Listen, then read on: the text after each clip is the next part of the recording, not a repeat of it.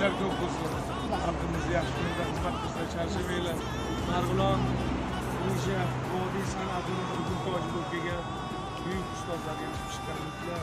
Biz ham doim xizmatga borsak, quchoq ochib kutib olishadi. O'sha san'atga bo'lgan mehrlilarga ko'z tegmasin.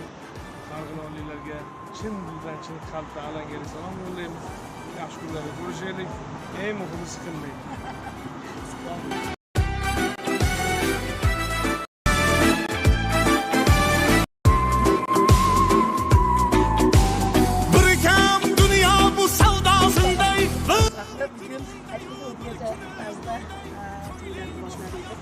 Albatta bugun mana mana shu guruh bilan birga bo'ldik.